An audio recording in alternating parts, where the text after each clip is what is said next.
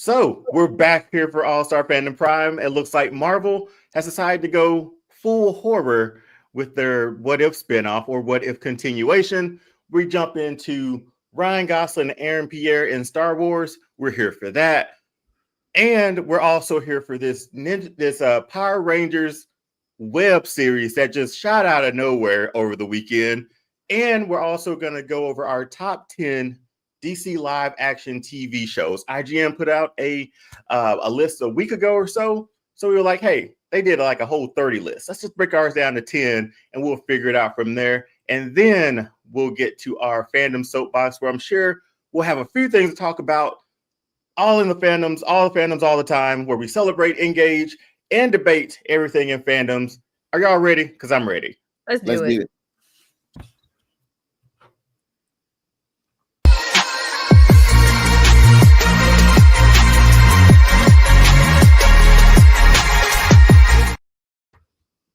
So, Marvel Zombies. I haven't seen the trailer.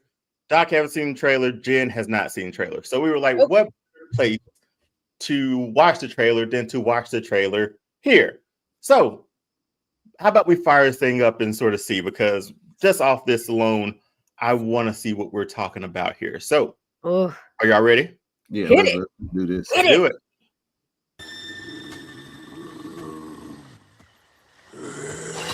Oh, it's TVMA. Wow. Let's go.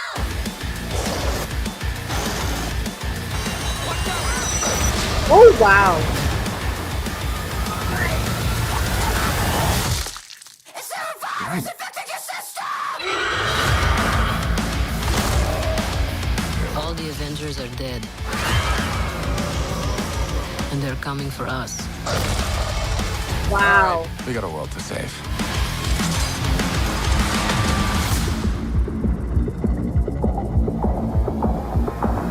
Namor. Blade? What? Shit. No. Oh my god!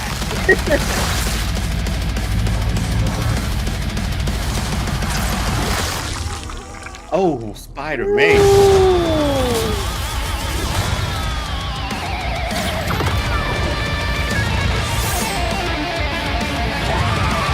Drag back the car, please. Man. No. No.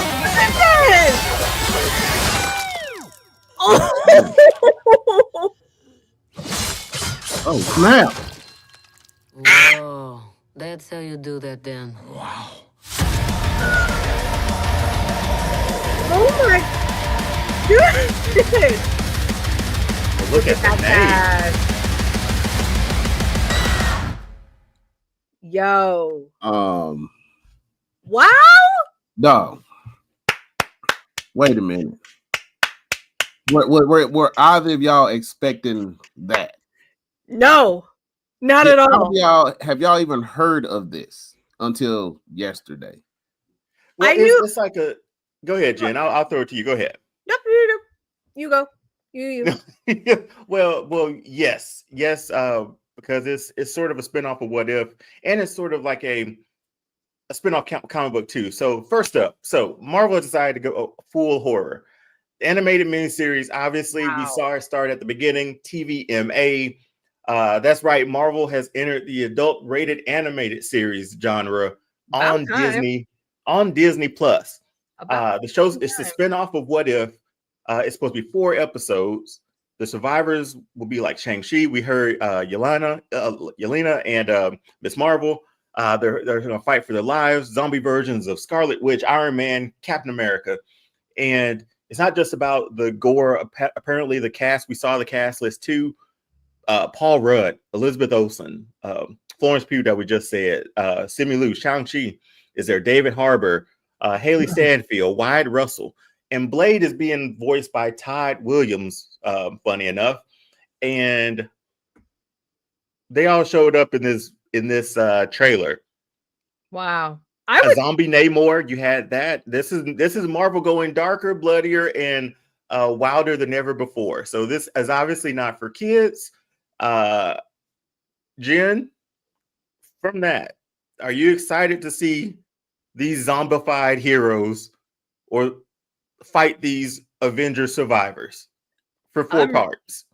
I'm ready for this. This looks so good, and I'm happy that Marvel is going this way. And you know, we have to give some thank yous to Ryan Reynolds for that, because we got, we got Deadpool on Disney Plus, and it's Deadpool the way it should be, for that matter. And then they've been starting to push this, because there was that black and white show they did of the werewolf. I forget what that one is. Yeah, That that was a good show. Yeah. That was very good, and they actually went pretty dark for that one. And for Marvel, that was, and on the Disney Plus platform, that was a pretty big step there in itself. So I'm very excited to see this. The fact that they said, listen, this is adult. They even put the rating on the trailer, and then you see the arrow go right through the head. Yeah, I think you had to, because I think kids will see this. It's late September, so we're gonna enter Halloween.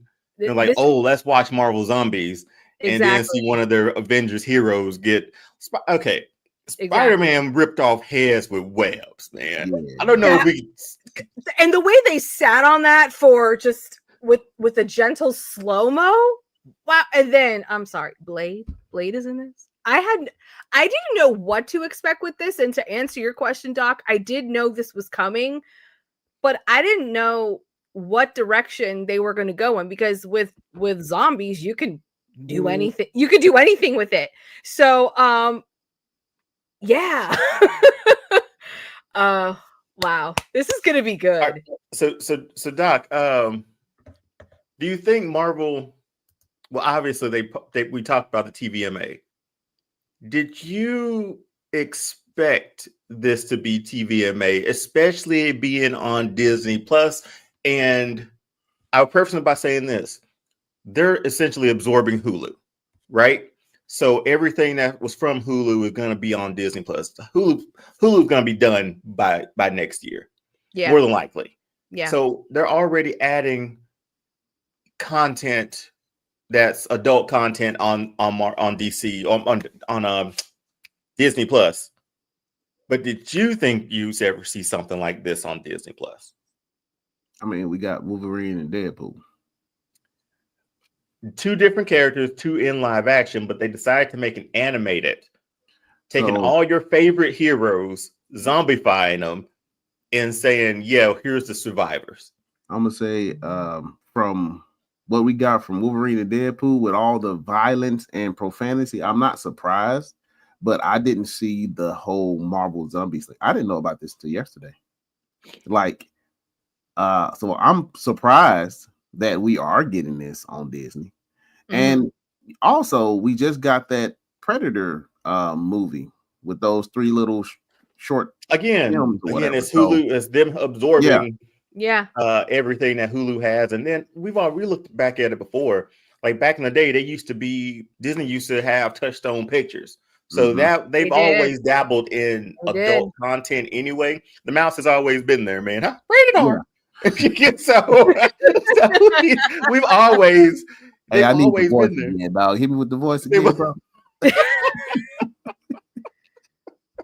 I probably won't be able to do it again. I'm rated R. There you go. Can you do Donald Duck? No, I can't do Donald. I'll practice on it for next time. But I think this is bold. But man, I'm looking forward to this. What If was a really cool series. Yeah. It really was. It's one of the best animated series.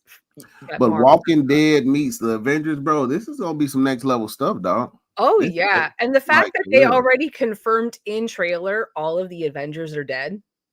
But I do have one question. Yes. Why not Mahershala Ali voice?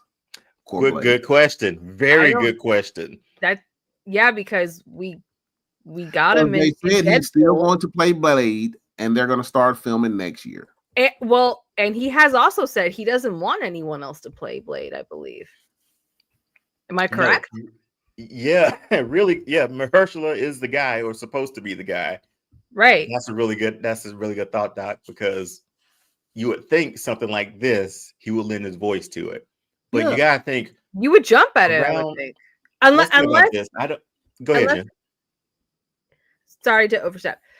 No, Unless there's not a lot of speaking voices, like a lot of lines for him, I don't know, because he's a zombie. I don't know how much talking we're gonna get, because I believe in another one of the seasons of What If, we did have a zombie scene and they didn't talk. yeah. Well, I don't think he was a zombie in this. I think that sword fight, or would he? That was him. That was. So I think you could probably go into around the time this probably was produced, not for sure, just speculating, could be wrong. Maybe that was a time where they were like, yeah, we ain't doing a Blade movie anymore. Like, or it's on the fence still.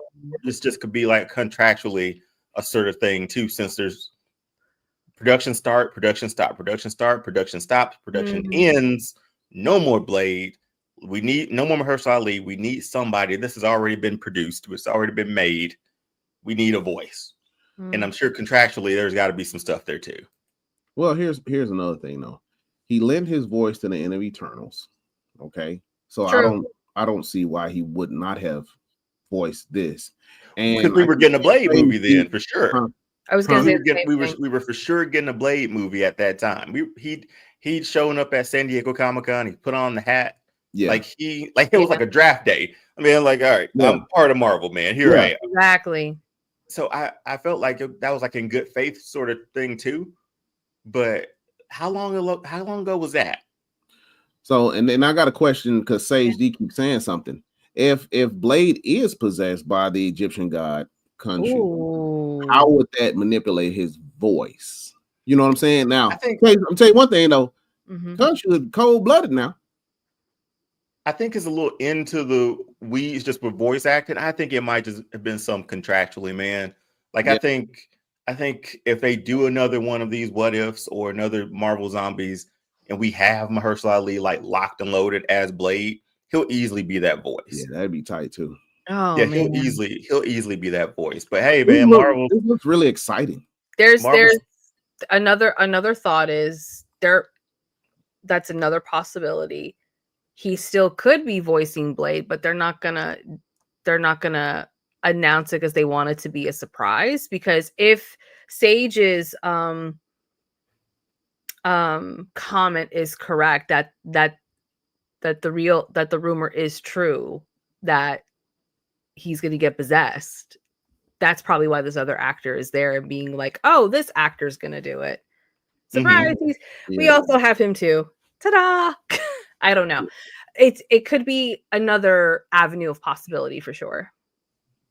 Yeah, I mean, this is, if it's anything as good as like what if the What If series was, this is gonna kill. This is gonna be fun. 4 parts though. I think around that time we'll probably just watch them all and talk about it. How about that? And review it, because I'm sure they're gonna drop all in one. We need to review this one. We definitely need to review this one. 1,000,000%. So yeah, that's Marvel Zombies. That's the trailer. Yay! That's our reaction. I might, man, sword. Spider-Man with the webs and the heads, and then you got Blade with him just see. Imagine. Okay, can we do this real quick? And I'll keep. Oh, when it's coming out, I think it says September 24th. September 24th. September 24th, Sage D. Couple of weeks. So, and I'm sure they'll drop all 4 parts, and we'll have some talk about that next week, leading into October. Well enough, because it drops on a Wednesday. If you do a show on a Wednesday, we'll figure it out from here on out. We'll figure out what we want to do. We'll get it. But wow, that was, I don't know. It's hard to segue after that. You can't really segue. It's like, and Star Wars. It's hard to segue after that. But it's like Blade just cut up some zombie sushi, and now Star Wars. So now we've Ryan Gosling apparently has said, "Hey man, I want to be in Star Wars." Oh man. And Oh. I am completely down with Ryan Gosling in Star Wars. So next stop, a galaxy far, far away, Star Wars Starfighter is officially in production, directed by Sean Levy, and that's going to be really dope. Got Ryan Gosling headlining this cast. The film is set to premiere in theaters May 28th, 2027. I'm sure we're going to be around the building for that one. Oh yeah, we And are. good thing from the notes, it says it takes place about 5 years after the rise of Skywalker. But don't worry, this is completely separate from the Skywalker saga. So, Jen, this is where your expertise will come in as we move on through this. Also, we have a few production pictures. Ryan Gosling sitting with our guy there. Oh, man, where's the cast list? I got somewhere. But the vibe is supposed to be more like, Flynn Gray. That's the character of the kid. But listen to this cast. You got Mia Goth. You got Aaron Pierre, Simon Bird, Jamel Weston. Yep. This is Amy Adams. Did I say Amy Adams? I said Amy Adams, but I'm going to say it again. Amy Adams. She's in this. And the vibe is supposed to be, think Top Gun, but in space, which is a wild thing to consider. So, Jen, before I ask my first question, you have your hand raised. So Sigourney Weaver is also in this. She was at Star Wars Celebration. She surprised all of us. Surprised all of us. For those of you who are watching for the first time, I was actually in Tokyo this year at Star Wars Celebration. Literal boots on the ground. One of the best things I've experienced in my life. When she came out, we had no idea she was going to come out. Same thing with Ryan. They just showed up and we were like, I'm sorry, what? But yeah, Sigourney Weaver is also in this as well. Yeah, and the fact that Aaron Pierre not going to be in, dog, he is really hot this year, bro. The fact that he's in it now, he has Green Lantern to look forward to. So this man is dabbling in DC and Star Wars. We just need to get him in Marvel. We just need to get him in Marvel. So Jen, Jen, I think I may have asked you the first question. I'm going to throw this one to Doc real quick. Go for it. What excites you about Ryan Gosling stepping into Star Wars? Ryan Gosling and this whole cast, really. But it's more specifically for this question, Ryan Gosling stepping in to the Star Wars universe. Well, first of all, what doesn't excite me about this? Everything excites me about this, dog. Dude, it's Ryan Gosling is about to be a Jedi. And then you no, he's a he's Starfighter. Not a Jedi. Whoa. He's a Starfighter. So he's a Starfighter. in this movie, I don't think we're going to get that. That's going to lead to a few of my other questions. I think this is going to feel more like Rogue One. So in Return of the Jedi. In Return of the Jedi. That makes any sense. Well, that's understandable. But to tell me, because Top Gun is one of my favorite, airplane movies.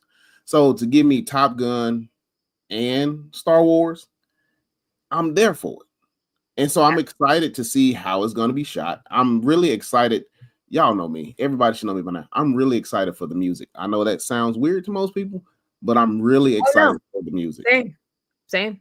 I am a person that, depending on who the composer is for a film, I will just go watch a film because of the composer. Yep, because of the music. Yeah. Exactly. And so, and I want to know, like, how is Aaron Pierre going to play a part of this? If they're going to be like partners or are they going to be enemies? Dude. So I'm curious. And I don't know if you've seen any of Ryan's latest films, like The Gray Man and all the stuff that's coming on Netflix, bro. He has really been putting in the work, like for real. He has a new one coming out that I really want to see. Let me jump in real quick.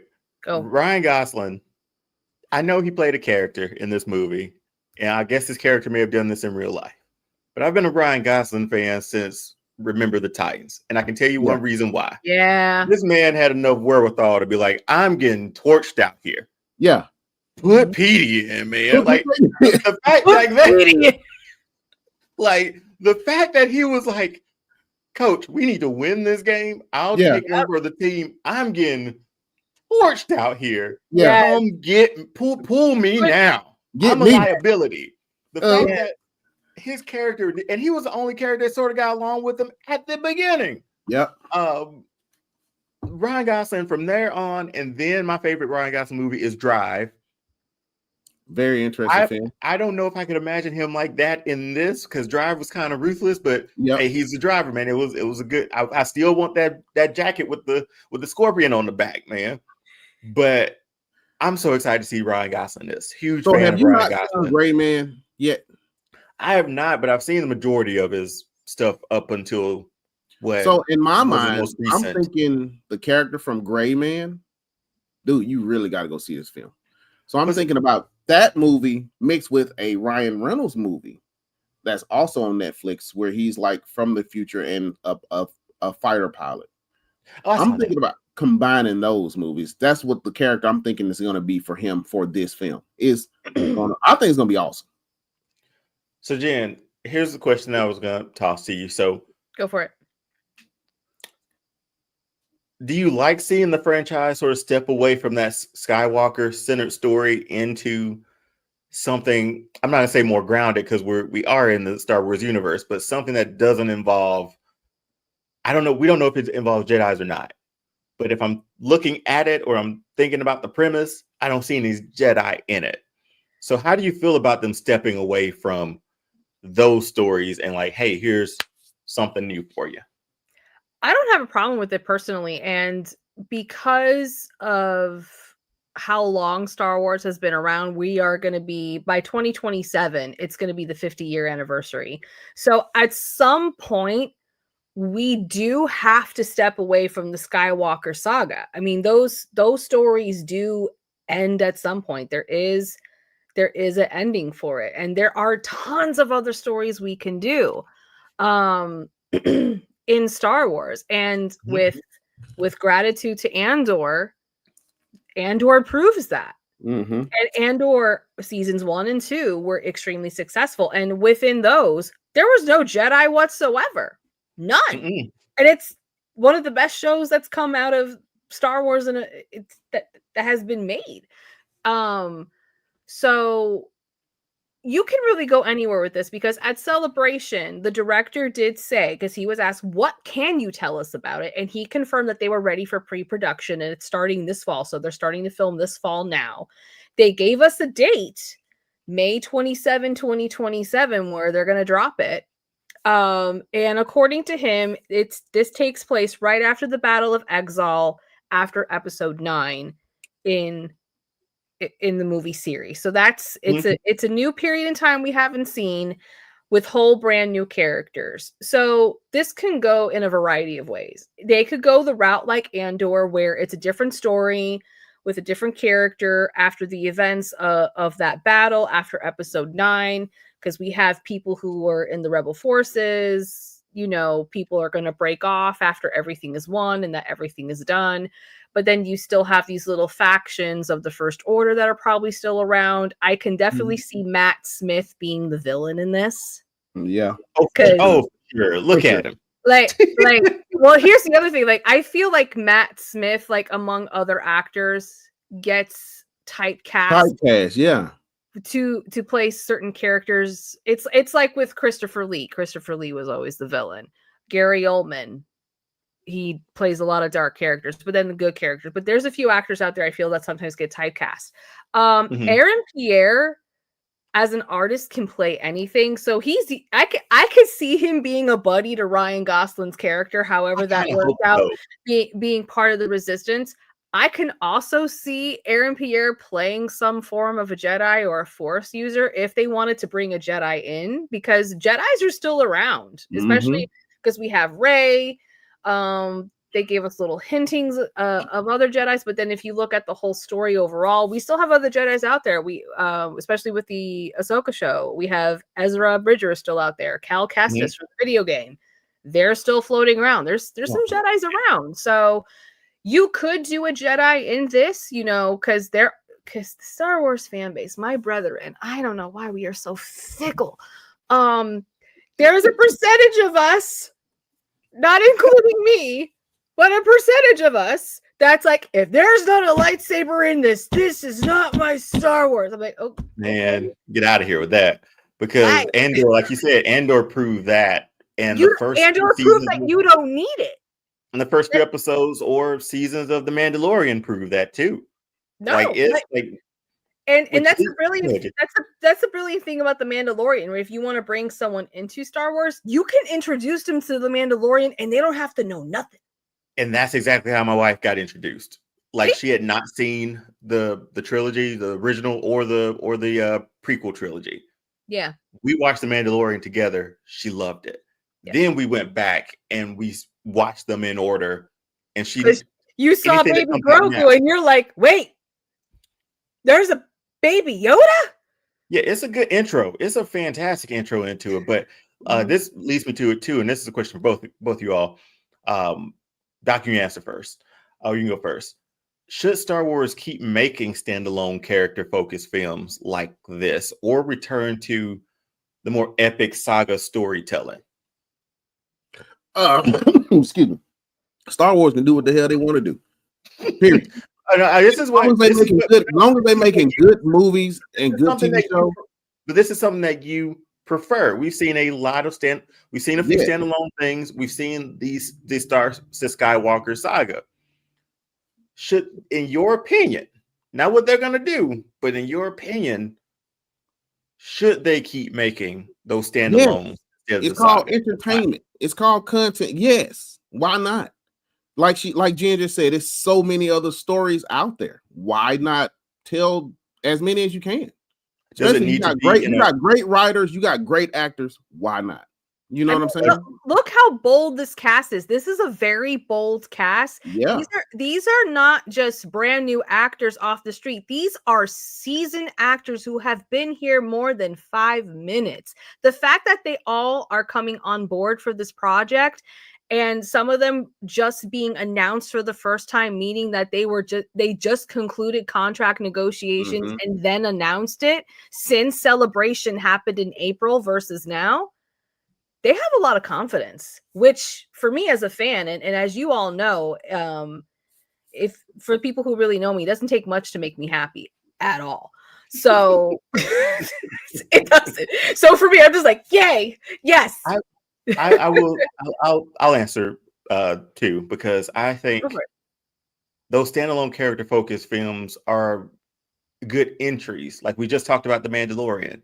I think that's this movie like this, even like Rogue One, was a good entry for some people too. So I think is saying like, but granted, it was connected to the larger world, a larger universe. Yep. But at the same time, that intro into Star Wars, this could be somebody's intro into it with Ryan Gosling, Amy Adams, Aaron Pierre. And I think if they focused on stuff like that and they flesh out the universe, in my mind, I think, okay, we can come back to that epic saga telling with something with these newer characters. And that's a Star Wars for a whole new generation. Or even a Star Wars that, you know, we have the prequel, original, and then the ones recently to be there. And then we have this that could start something with a whole new universe. We can tell a whole new different story. I think that's where I'm at too. I love the entertainment, but all the storytelling always ends up back to the Skywalker or that Skywalker saga to a bit where I'm like, yeah, go ahead, Jay, but let me finish one more line. Always sort of rounds back to that. Like even Mandalorian, we still got Luke, which was a dope scene. Having Luke back walk through, and then we get young Luke again the next season. That's how I would love for them to weave that stuff together. Mandalorian, new character. How do you insert him into this universe? So let me audible a little bit. Even if you have that universe, let's take the Mandalorian. Let's add him to it. Let's take Ryan Gosling's character. Let's add him to it. And then it just expands from there. Because that's what I'm looking for. It might sound very Marvel-esque, but I think it's something that'll be a good entry point for a lot of people. Jen. Yeah, I mean, like I said, there is a point where we do have to leave the Skywalker saga, because there is a point where we've told all those stories. It's coming, and we have to move it. And on top of that, the original actors are getting older.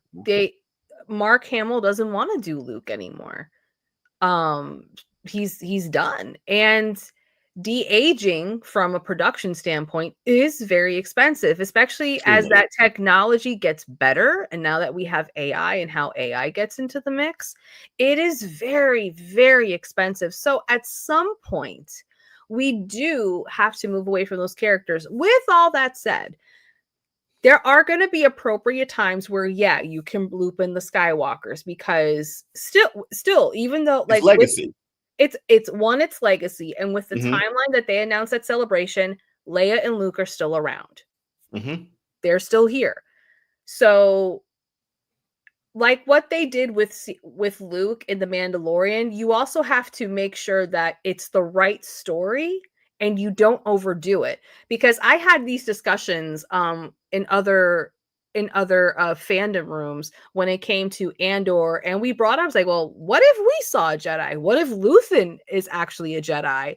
Or what if Vader shows up? We've had those conversations, and there are very differing opinions. There's a percentage of my brethren that says, yes, we want this. And then there's another percentage like, no, it's fine. Leave it alone.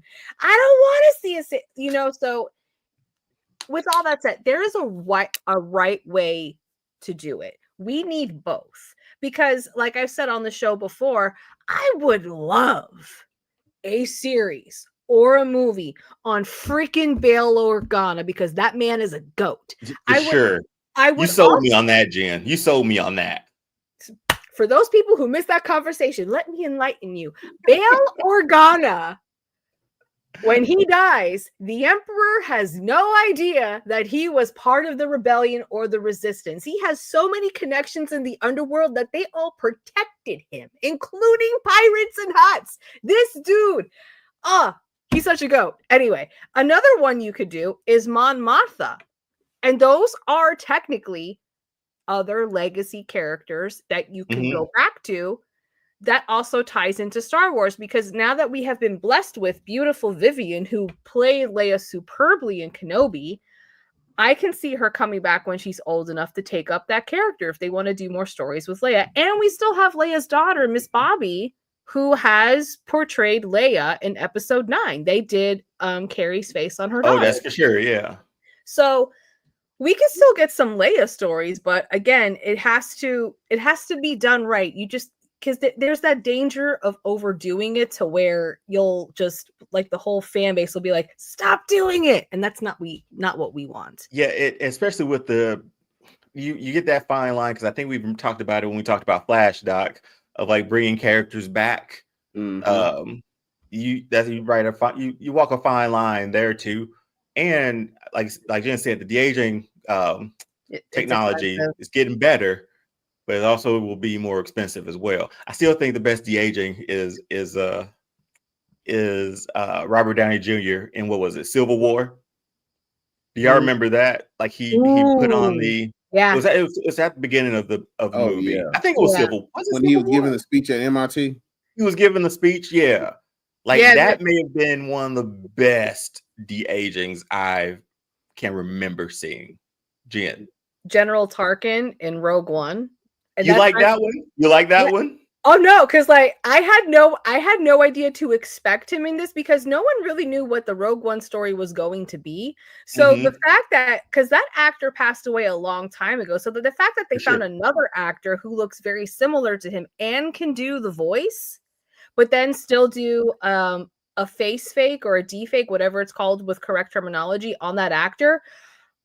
Like, for me personally, my brain exploded. I went, how did they do that? Yeah, that one was good. They did it in Blade Runner. They've done it. Obviously, we had Leia at the end of and that one was really good. It just gets to a point where, like, should we or should we not? Carrie Fisher's since passed away. What's the respectful thing to do? If you get the estate and family involved, very similar to Paul Walker, right? Like, his brothers played the rest of that role for Fast Five for him. Yeah. And it was done very tastefully. So as long as it's done like not just like as a moment or a gasp moment, or I can't believe, like just for, craps and giggles, I think I think will be fine. But I am looking forward to this. Yeah, we have young Luke on the Mandalorian. That's the best season. I'll say it's the best he ever looked. That is He the looks better there than he did on the Mandalorian season season finale. He was polished so well. Oh, there's a story for that, but that will be here. Jen, I think I know this. I think if you're talking deep fakes and CGI, I think I know that story too. Oh so, yeah, no, like it's so no. I mean, granted, what they did in the season finale of season 2, I still cried. I cried like a baby. For sure. That's basically the Luke Skywalker the fans have wanted for years, was Master Luke Skywalker. How dope would that? How dope of a series or a mini series would that have? Could that? Rabbit holes in side missions. I know. We're on track here. Hold on. I'm sorry. One more thing from that one. Yes. From Starfighter. Obviously, we saw the stellar cast on this one. I'm looking forward to it. Obviously, we're all Star Wars fans here, especially if you're giving me a new story, new characters. I didn't think about this until Doc said it. Ryan Gosling and Aaron Pierre, like as buddies. Boy, if Doc knows one thing about me, he knows I like buddy comedies, boy. buddy action movies. You give me a buddy action movie any day of the week, I am there for it. And these two, with the charisma that they have together, I really, really hope there's not a bad guy, good guy situation here, because I want to see them play off of each other. Like this is what we should have had more of with like Harrison Ford and Billy D. Like this could be that for this one. But man, Star Wars is I can't wait. Next May is next year is going to be a big year. Wait, not next year. 2027. 27. My bad. 27. Yeah, I'm already ready for it. Which is going to be dropping for the 50th anniversary. Hey, your boy ATO in the building. Hey, what's up? You know what? He actually showed up at a fantastic time because we just finished our talk about. So, Jen, did you have anything else about Star Wars before we move on? I'm sorry, I cut you off. Oh no. The only other thing I was gonna say was like the date that we actually got from the director himself at Celebration was May 27, 2027, which is the year 2027 is the 50th anniversary for Star Wars. It's a big year. And Celebration is going to be off the hook. Yeah. So yeah, Star Wars back in a big way. But it's funny that Hindi, he's in the chat here. I figured that. I know all about the Power. Of course. That. So why don't we move on to the Power Ranger stuff? Hindi will be monitoring the live chat. How about that? We'll put him to work. He'll be monitoring. Just correct us. Correct the people. Just ask all questions to Kahindi within there, and we're gonna jump into this because Doc and I are at DragonCon this weekend, and honestly, we both had really no clue that this was a thing that was even happening. So we didn't have our ears to the streets for this one. So, like I said, ATO is monitoring the chat for Power Ranger stuff. He'll give us all the facts that we need. Do I get paid? Nah, dog. Nah. You don't have no money like that, big dog. I mean, you can donate to us. So of course, so finally it's morphin' time, and the Ninja Kidz, the massively popular martial arts YouTube group, they're starring an officially licensed Mighty Morphin Power Rangers. Web series. Hey, moved it to next year, man. But it's saying that it's filming in Utah, featuring brand new Ranger suits that look so legit. They removed the mouth, so it's just like a face. It's like a plate all across the mouth, which is really dope. But what makes it is cool here is that it blends that nostalgia with the modern fandom. Parents who grew up with the 90s Power Rangers get the throwback feel, while today's kids get that high energy martial arts driven version designed for that digital age in a web series. So the Ninja Kidz, we looked this up when we had our meeting yesterday. So a few of those kids that were in like the original sort of fan shows or whatever, fan series, they've grown up, and 3 of them are now full blown Power Rangers in these suits right now. Yep. So I think that's kind of dope. But Jen, let me throw it to you for the first one. So we'll really? jump into the That's same that made their which suits made that. what's up. Ooh. and Candy, we'll have you on here too. But like, yeah, like imagine it was based off like I think Andy, correct me if I'm wrong too. It's this series is basically sort of linked up with the toy line too, and another artist designs because the suits, Yeah. like imagine Man of Steel with how the texture of the suits were. That's Mhm. how these are for this one. But Jen, how do you feel about this reimagining of the Power Rangers? Before you answer though, we had a list of superhero movies that we talked about a few weeks ago, right? We ranked them. We oh gosh. There was I already know where you're going. there was a slot on Jen's that said Power Rangers, but not Mighty Morphin Power Rangers the movie, the most recent one, which was okay, but it wasn't the OG. This looks more OG. I Jen, still love how the do OG. you I grew up on the OG. but it did not make your list, Jen. But That's how because do you that feel? movie did not get enough love. I wanted to show it love because I'm a Power Rangers fan. Okay. How do you feel about this reimagining, Jen? If it's legit, if it's legitimate, I'm actually very excited because, like I said, I grew up on the original Power Rangers. And for the record, let the record show, I was a part of the original Power Rangers fan club. I got the box and everything. Okay. Oh, Parallel Studios. That's the one. Thanks, Candy. I appreciate it. Oh, that was yay. the name of it as I was searching for. But Jen, what do you think about this? I'm actually really excited because I grew up on the 90s one when I was a kid. I love the Power Rangers. I remember when they got that first movie, I was over the moon excited. I made my mother take me so many times. My poor mother got so annoyed with it. She's like, I can't wait to the day you could go by yourself. So I'm actually excited about this. And, the fact that this is, independent, if you will, the suits look fantastic. They do.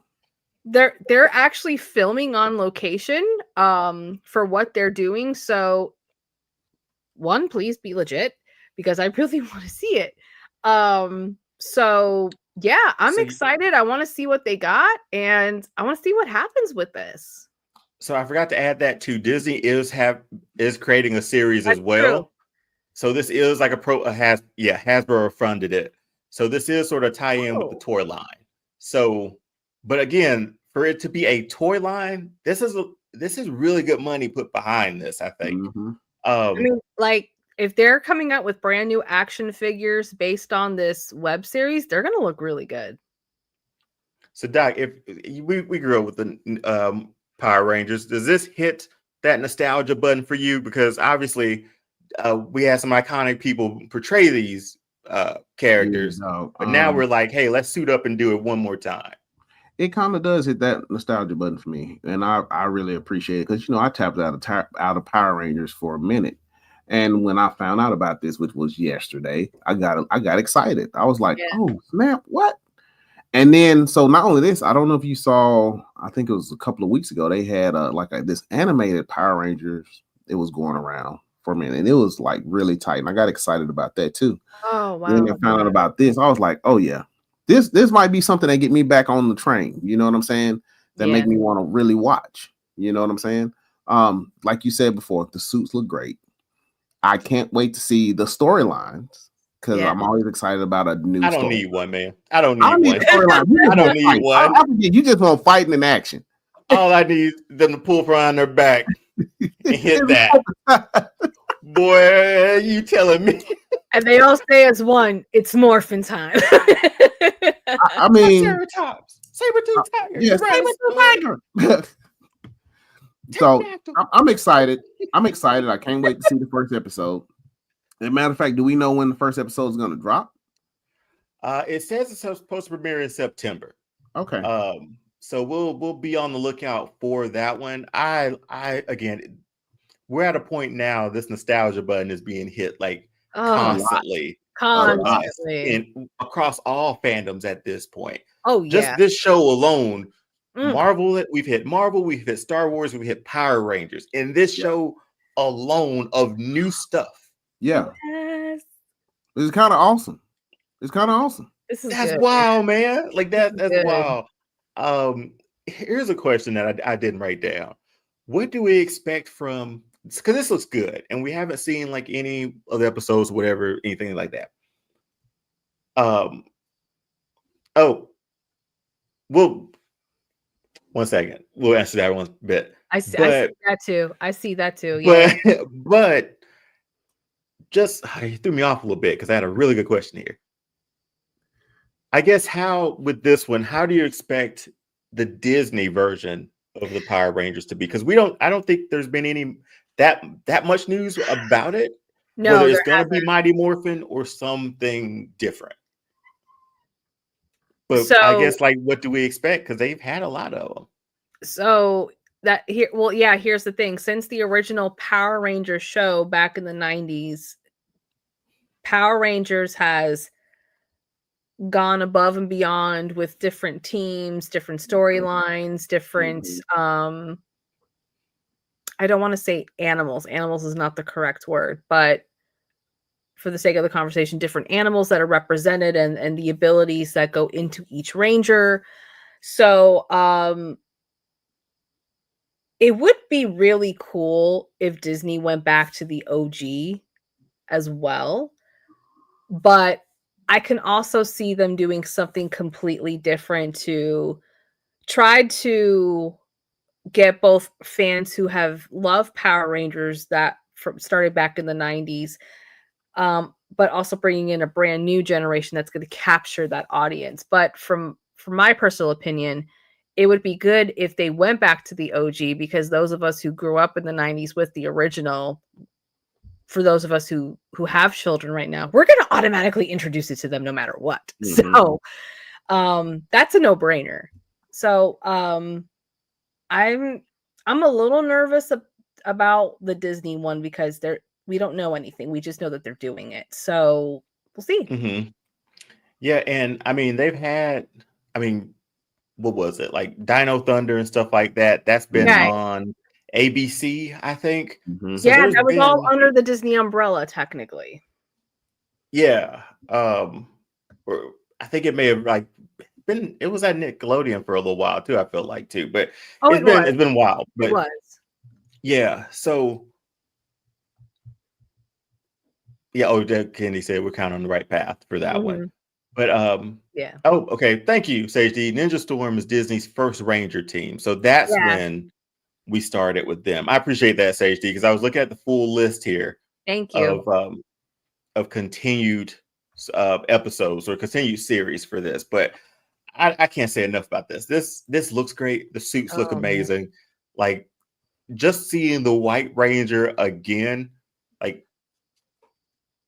which was my favorite. I'm sure everybody liked. Okay, what are we, Jen? I saw your face. What are we looking at?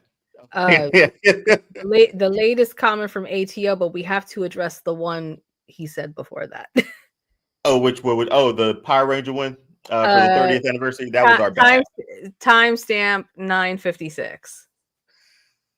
Yeah, I think that was the one. Oh yeah, this would be. Yeah. So we'll take a look back at it, but he says, imagine a group of kids discovered the command center underground and didn't know where they were until it was revealed to them that the Power Rangers existed 30 years ago. A great evil made the entire world forget that the Power Rangers existed 30 years ago. Ooh. So that's the premise we're talking about here? That sounds like an interesting story now, don't it? That is a good... Yeah. Is it going to be better than those kicks that I'm expecting, though? Like, hey, man, the kicks going to be there. The kicks are going to be there, but I want the story with this one, bro. We already got martial artists that are actors to hit those kicks. Yeah, I will see. These kids have been training for this their whole lives. You saw how young they started. Out making these shows and stuff. But this looks so fun, man. Like I think I've said this before. We're in 2025. I'm in my late 30s, I just and I just have I one comment about the and we Pink get Ranger. this. Yeah. There we go. So yeah, the lips are gone on the I actually which like makes that sense. change. Which I like makes sense that change. Yeah. because the White Ranger never had lips on his on his, right? No. So now they're all uniformed. It is just dope, man. Like I can't say anything. I can't say I'm at a loss for words because I don't think if we were getting something from Power Rangers, it would have been more like what we got recently with the movie. I felt like, but this is that web series, and then we gotta see what Disney does with it. Mhm. And I mean, especially if it's a Disney Plus series too, there should be some money behind that. Well, And that's another question in itself. If they're gonna do this, is it gonna be for Disney Plus or it's got to be at this point, Jen. Like at this or point, are they if gonna it's do not a Disney movie? Plus, yeah, if it's not Disney Plus for their Power Rangers, I don't know what else you do, right? The only other thing you could do is make a movie out of it, but I don't think they're gonna do that. I don't think so. Shout out, Candy. Appreciate it. Appreciate that, dog. Appreciate that a lot. But man, Yay. anything else before we move on to our I guess our main event of the evening? Can I make one comment about the Pink Ranger? What you got? Please don't make her ditzy. Kimberly wasn't ditzy. Well, let me I say don't this. remember her But being Dixie. no, I think for me, when growing up, when you're a kid, when you don't understand dialogue and how characters are represented, that I watched it again as an adult, and I loved the Pink Ranger because pterodactyls are my favorite dinosaur. Yeah, I had a different opinion about Kimberly growing up after I became an adult. Because I started like really liking her character like during the movie because they gave her a lot more then. Mm-hmm. Yeah, first couple episodes of the show, Kimberly, when I became an adult, I was like, why did I like her? She has some good one-liners in the movie though. Oh, yeah, she does. Have a nice trip. See you next fall. Bye-bye. Gotta love it. Like I remember all that. That was really good. You're welcome. But man, Power Rangers, we talked Star Wars, we talked Marvel Zombies that just came out of nowhere, and now we're going to go to our sort of main event that we talked about. So recently there was a list of the top live action DC shows. We're going to do this last week, but You things guys came up. Things happened. We were at Dragon Con. So so let's go back to the Power Rangers thing. It's an 8-episode series on Disney Plus. Yeah, if it's not Disney Plus, it's not anything for them anymore. But wow, eight episode drop, and he's already saying that we're gonna be pleased with what they did. Okay. Oh, for sure. Okay. Let's do it. I know we moved on, but I got to bring this up. You can't have a Power Rangers discussion about that time Green Ranger went evil and hopped in that Megazord and worked everybody. Yeah. At that point in time, I could definitively say before then, Red Ranger, everybody wanted to be. Black Ranger, I was like, cool. Red Ranger, perfect. Then as soon as he did that, I was like, boy, if they turn him good. And then he becomes the White Ranger. He worked all of them in there. Yeah. Yep. And he had a sword with a flute. Like that was such a that was too dope. How good was that? Like how good was that? But we could talk Power Rangers all day. Let's dive into our list. So we had a list, top DC DC live action TV shows. I got my 10. Jen has her 10. Doc has his 10. What we're going to do, we're going to go through those lists, and I'm going to ask questions as to why they're ranked at where they're ranked. Ask you some other questions about it. I ask questions that I can ask myself as well. I'll answer the same ones. I won't do that to y'all.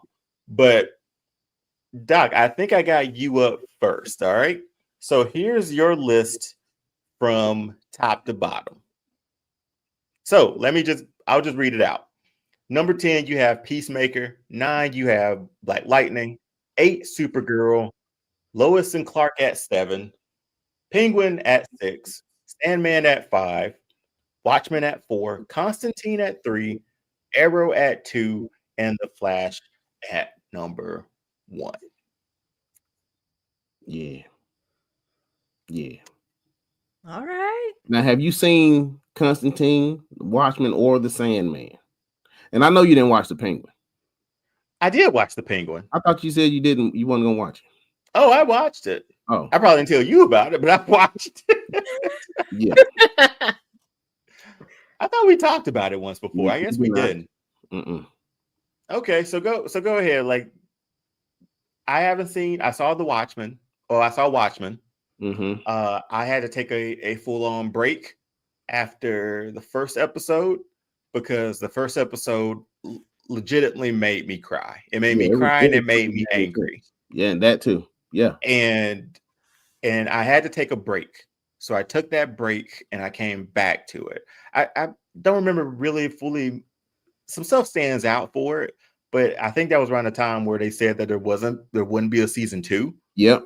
So I kind of tapped out. But that first episode, man, I cried throughout that whole episode. Wow. Because it was the Tulsa Massacre. Yeah, the Tulsa Massacre. Man, I really wanted a second season, bro. I thought that show was really, really good. But we don't always get what we want. You know what I'm saying? Nope. Oh, for sure. So Doc, through this list, so what is it about, let's say, Constantine that makes it stand out compared to the DC? Constantine is one of my favorite characters. Can I finish my question, man? Oh, I'm sorry. I'm sorry. Like just talk all the time. He's ready. He's like, listen. But what makes that? We've had a lot of good ones. We had number 3 with Constantine for you. But what was about that show that makes it stand out compared to the other DC live action series on this list? Well, for me, Constantine is one of my all-time favorite DC characters. One of the I ain't gonna say little less known. It's one of the characters that most people don't talk about because all we ever talk about is Batman, Wonder Woman, and the top 3 people. That's true. But Constantine is so freaking awesome, and the stories that you get with Constantine, like you go deeper into the darkness of DC, which you don't really get that for the most part. Even with I'm gonna skip to number 5, The Sandman. Have either of y'all seen that? No, I haven't seen that one. That's on my list. I need so it's kind of a darker DC comic as well, and deals with supernatural and stuff like that. So I love those type of films. I love those type of TV shows to give me something different. And y'all know I don't want the same old stuff every single time when I watch a TV show. You know what I'm saying? Give me something different. Give me a dark hero. I like a dark hero. You know what I'm saying? So for those who haven't really seen Sandman, and we're seeing the trailer for it now, give me a quick premise. The premise is the Sandman is kidnapped, and he has to find his way back to where his kingdom is before his kingdom is destroyed. So it's really intense. And then the antagonist, I forget his name, the one with the glasses, he's a very, very bad guy. Let's put it to you like that.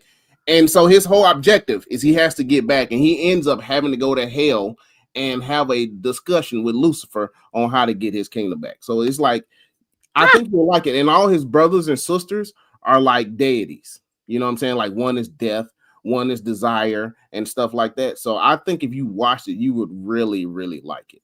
I think if both of y'all watched it, y'all really like it. Interesting. Ooh. Yeah. So it's like in a world where the Sandman is gone and you can't dream anymore. So like all the kids and people who's dreaming, they can't wake up. Okay. Ooh. That's a good hook. So that's a really good hook. Okay.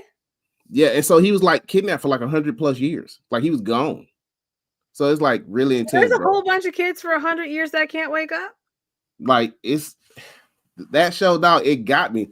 But yeah, dog. So it's a really good show. I want y'all to both just check it out. They have season 2 on Netflix right now too. So I'm gonna throw out this because Turtle jumped in the comments. What's up, Turtle? With crying faces, Black Lightning. So you have Black Lightning at number 9. I do, and here's why. Because I love Black Lightning.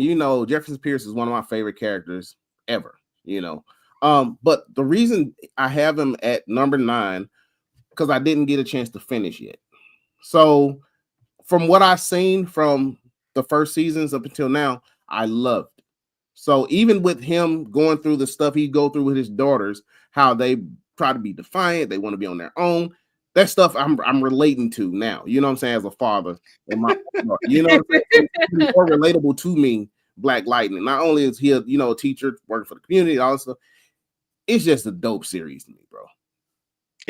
I mean, it's on the tail end of CW, but CW was still hot at the time of this one, man. It was a fun series for me.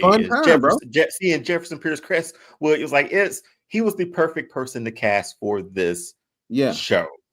And it's number 8, but I understand you're number 8 of why you haven't given it a full-on like seal of approval. Not seal of approval, but just at number 8 for your list. But number nine on your list. Let's pull your list back up. So you have Black Lightning there. Mm-hmm. Anything else that sort of jumps? I'm trying to think if anything jumps out. Obviously, the Flash is number 1. Mm-hmm. What? Let me ask you this there. Like, what put Flash at number 1 for you? Okay, and I'm glad you asked. First of all, I absolutely love. He's by far top character that I love as far as live action TV shows. And y'all gonna trip when I say this.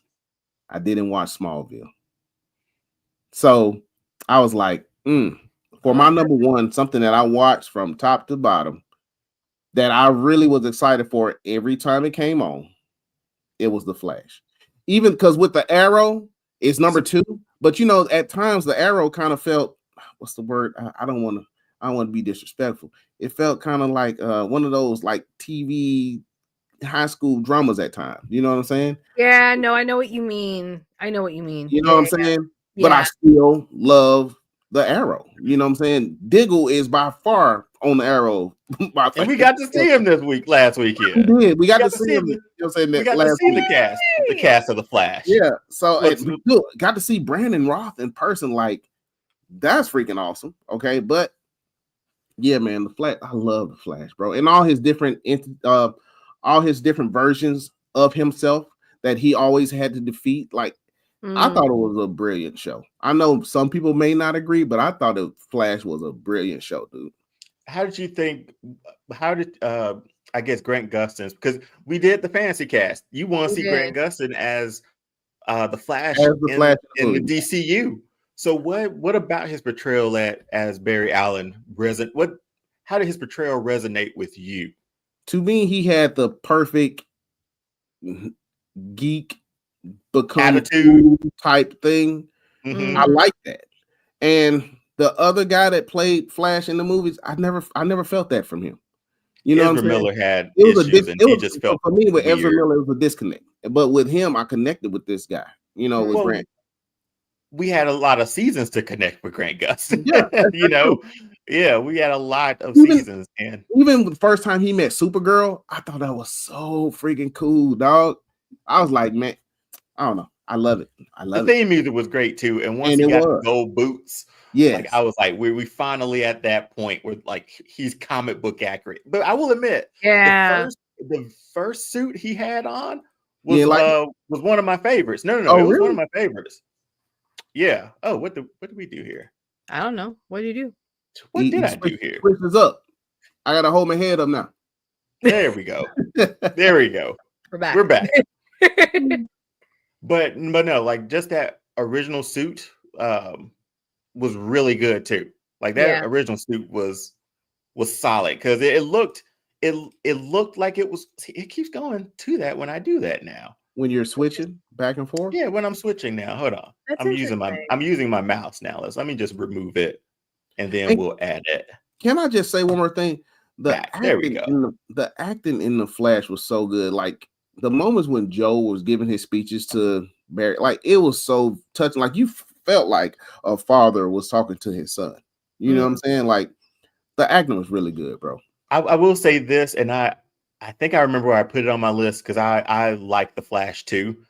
But there were so many times where like the stakes weren't high. Like they make the stakes high, but it's like, I don't know if it's a spoiler thing, but like we were always getting to that point in that newspaper, right? Of the Flash disappearing. Yeah. And he does disappear. Yeah. But Grant Gustin's back like the next episode, man. You know what I mean? Like the next episode, he's back. Like I would love to have just give me a whole half a season at least of him not there at all. We don't see any side of him.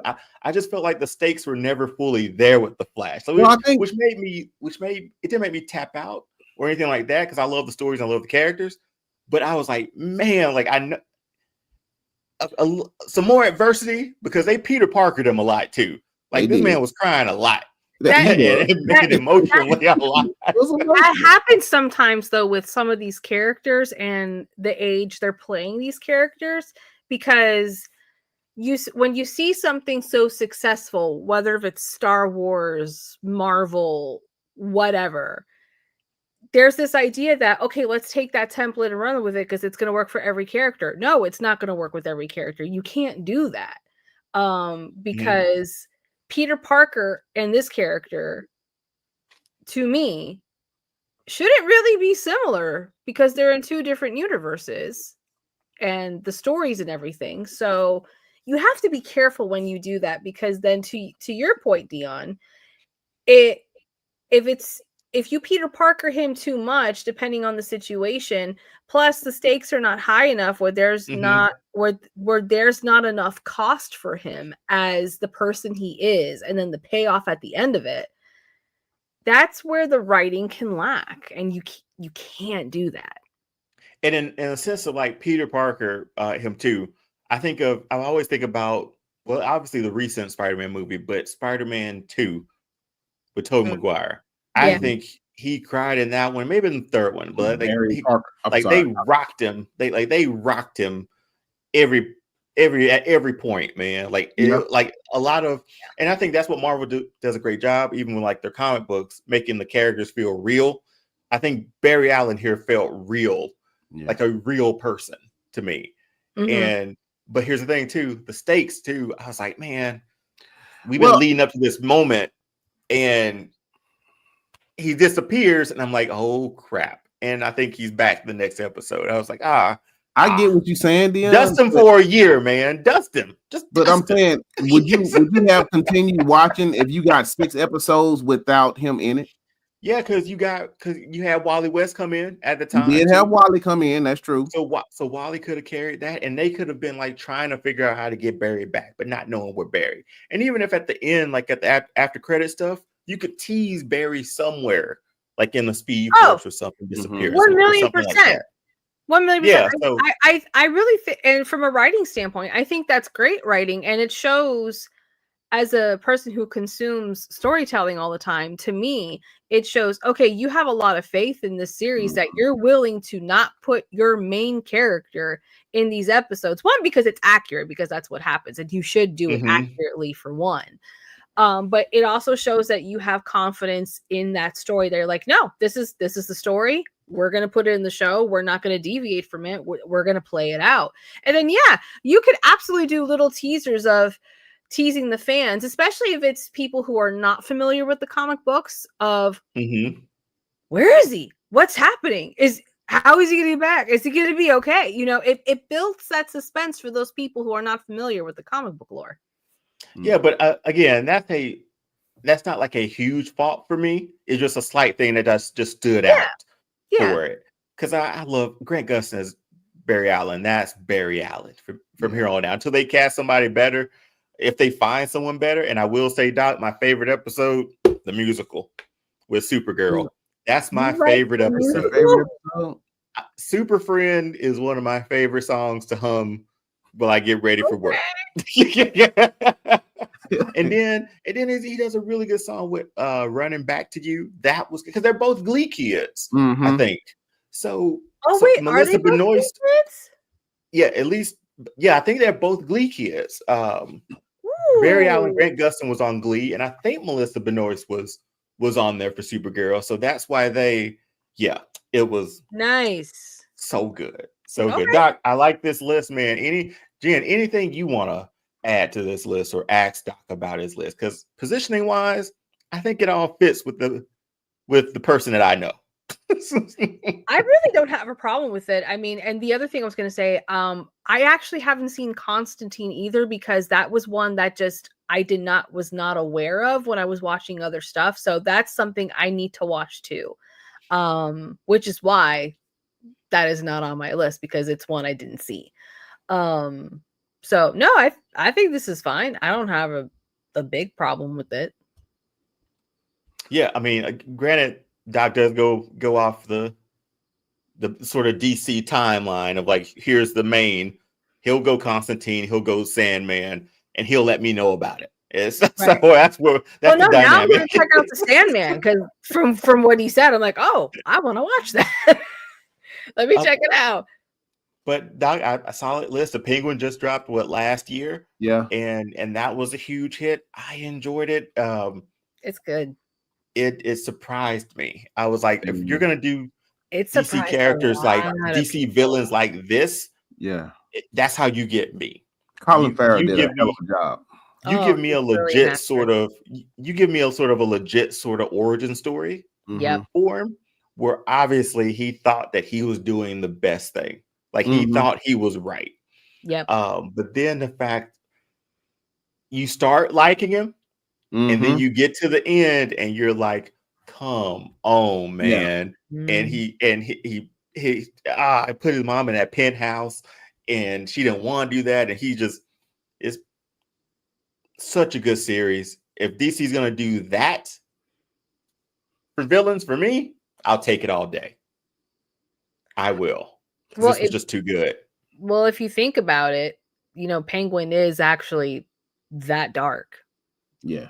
He really is. Should be.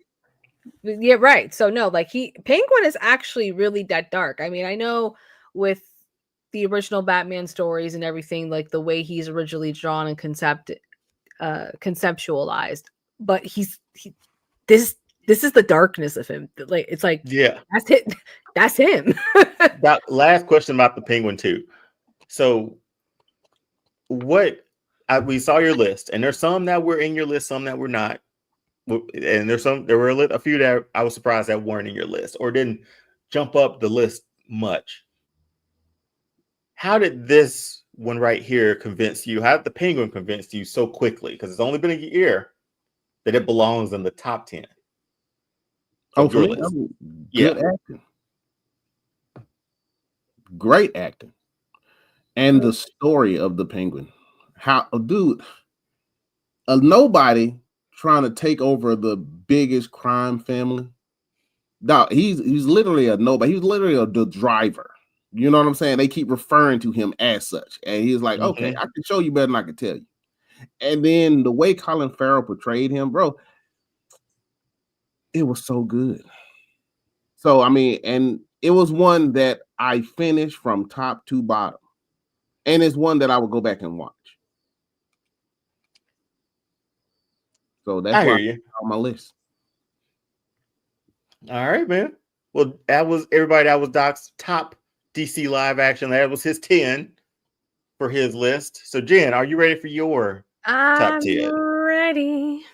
Do you have your list with you by chance? I could probably pull it up because I only had 9. Oh, I counted 10. Okay, maybe I miscounted, or I maybe put one with other. But let's just start it off. Let's just have fun with it. If something isn't here that should be, you let me know. Yeah, okay? Let me see if I can pull it up as we're looking at this. So just going through it, Doom Patrol at 9, Peacemaker at 8, Supergirl at 7, The Flash at 6, The Penguin cracked the top 5, Arrow at 4, Gotham at 3, Lois and Clark: The New Adventures of Superman at 2, and Batman 1966. Yeah, Batman. Yeah. So Oh, wham. the You reason see those why, eyebrows, man? Yeah. well, no, for me, the reason why Batman 66 and Lois and Clark, The New Adventures of Superman, are at my top two, because those were my first two TV show, because live action, because I've seen original cartoons that I grew up with, that I watched all of the time. And to this day, little me can still not get over how clone Lois was able to trick Clark for a little while. Like my brain broke when she ate the frog. Like it's stuck in my brain.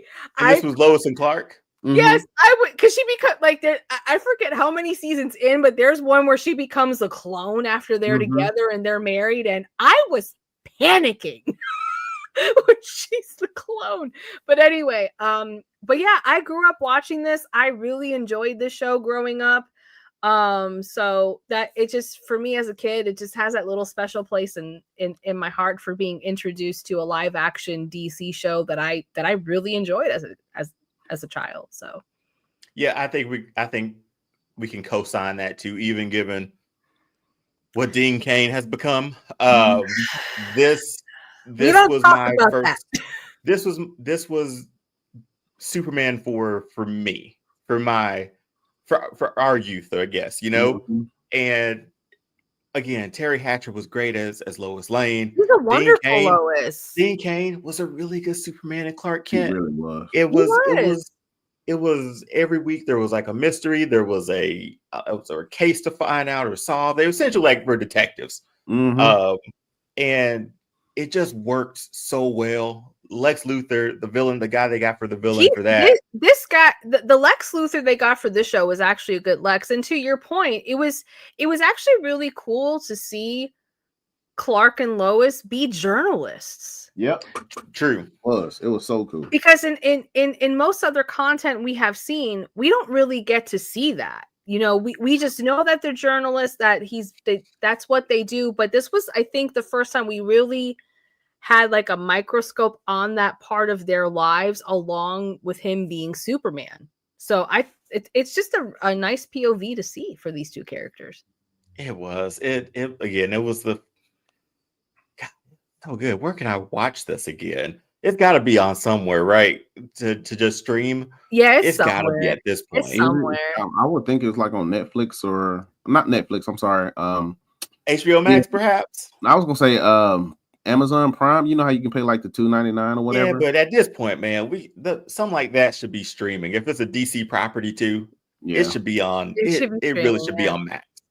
But Jen, just looking at your list too, when we talked about that, we sort of went over Lois and Clark, The New Adventures of Superman. So we have Supergirl at number 7 on your list.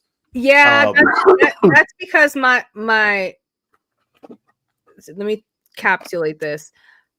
I have a background in classical ballet, so I've had a lot of years where it was just home, school, studio, trying to watch stuff.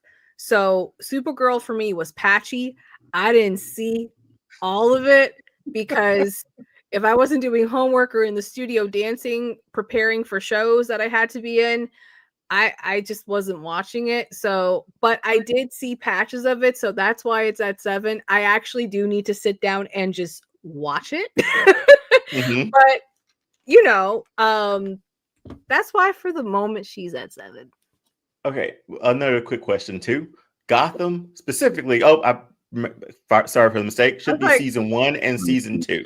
Yeah. So, what about those 2 seasons that made it crack your top 3? Well, for me, for Gotham, it was really cool to see a story about Gotham with all the characters we know and how they really got their start, and just really a new POV. And for me, it just captured my attention. I was really intrigued by it. And I thought seasons 1 and 2 were solid for what we got from them. And it really kept my attention, and I really became interested with these characters and what was happening. And I like some of the things that they were doing. You know, that's just, I was like, okay, yeah, I can get into this. This is solid. Why not? Sure. Okay, Can I say one thing? go for it. Go ahead. Did y'all? Well, obviously we've seen all these, but did y'all see how drastically different the Penguin on Gotham was compared to the Penguin? Yes.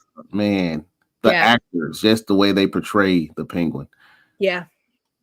I thought it was pretty cool because I like Gotham season 1 and season 2 as well. Yeah. And, So I thought seasons 1 and 2 were very strong for what they did at the time.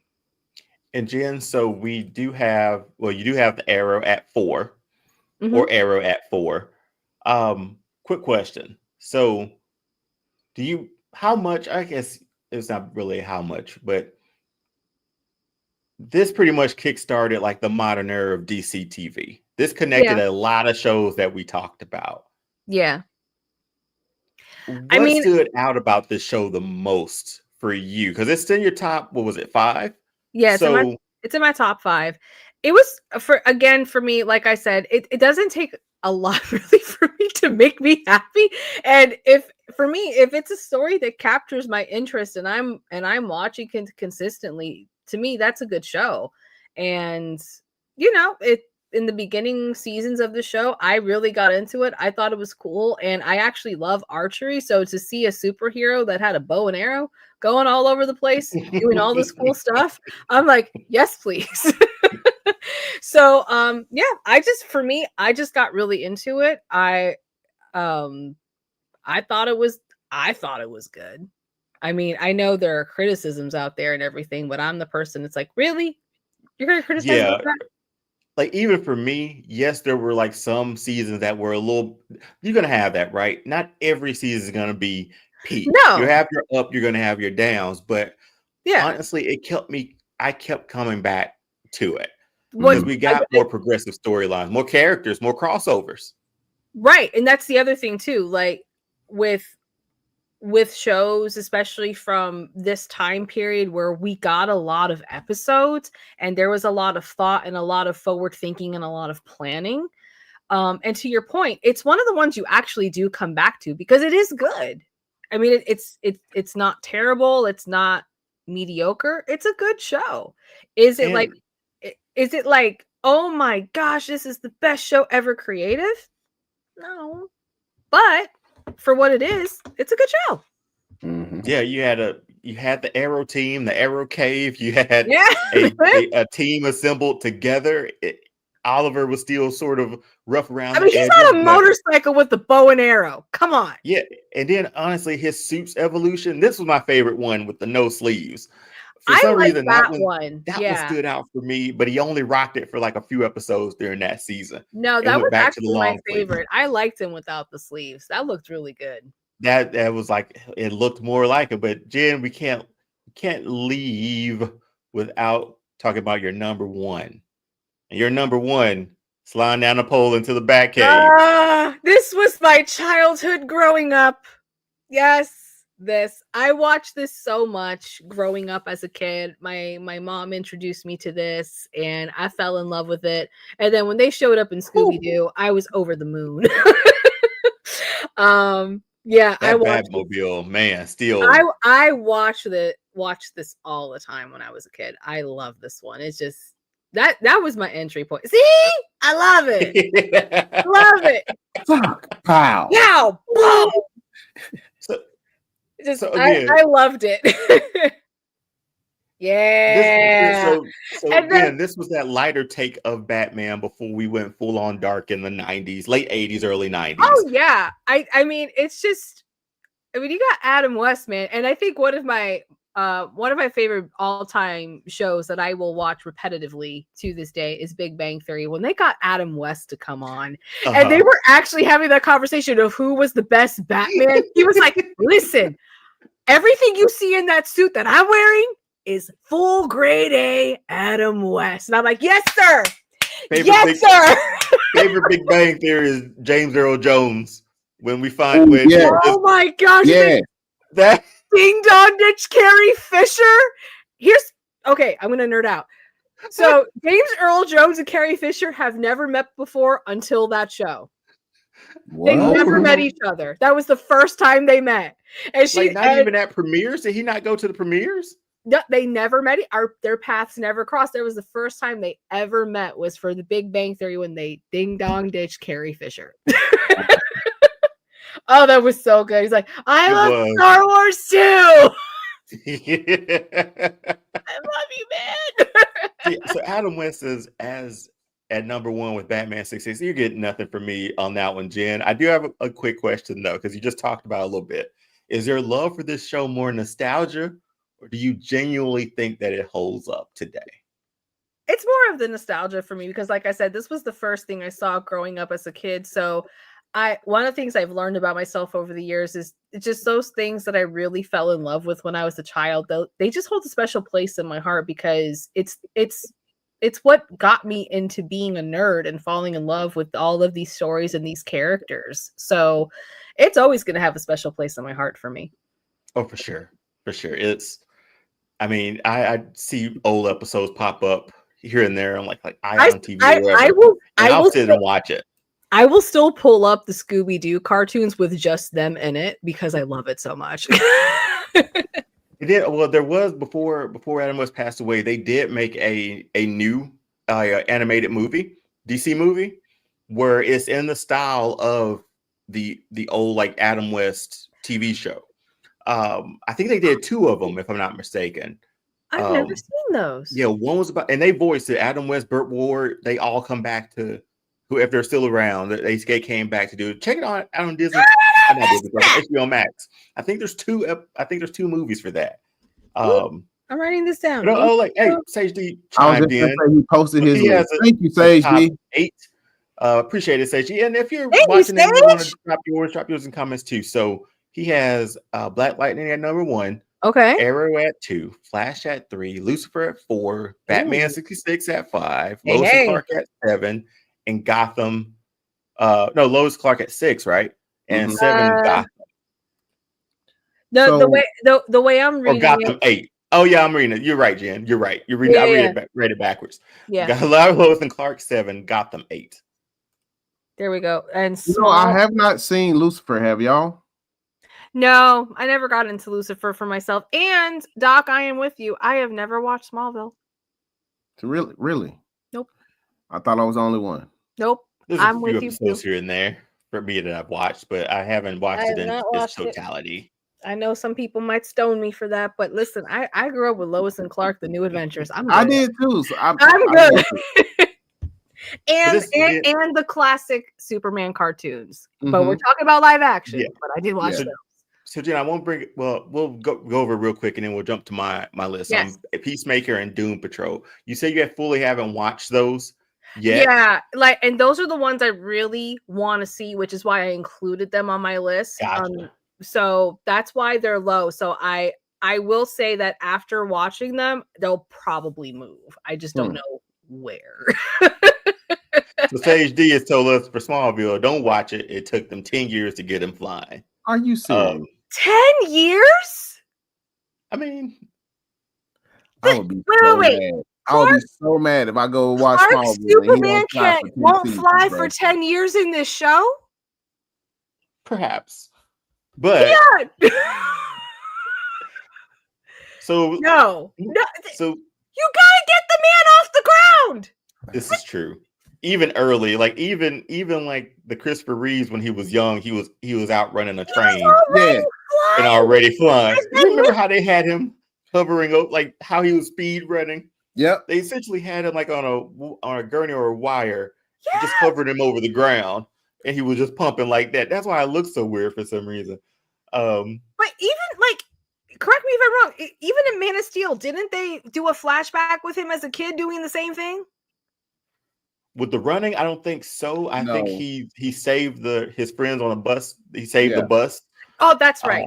That was but the bus scene. Was that one? Yeah, I don't think there's anything full else. But You don't But do Jen, a I mean- Superman show and do not get that man off the ground for 10 years. Why? who knows, Jen? I am mad. Who knows? Who knows at this point? I am mad. But Jen, that was your top DC live action superhero TV Yeah. shows. That's a really good list. Thank you. I'm up last. I'm cleaning up. So here's my top 10 list. She's at number 1. From 10 to 1, Doom Patrol. Wow. 9, Peacemaker. 8, Gotham. 7, Superman and Lois, not Lois and Clark, the new Adventures of Superman, but the most recent one. Mm. Number 6, Wonder Woman. Number 5, The Penguin. 4, Black Lightning.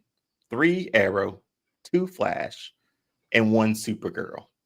So I will preference my list by saying this. Number 10, Doom Patrol was the weirdest DC property show I've ever watched in my life. Okay. It had Brendan weirder Fraser. than Peacemaker? It had, yeah.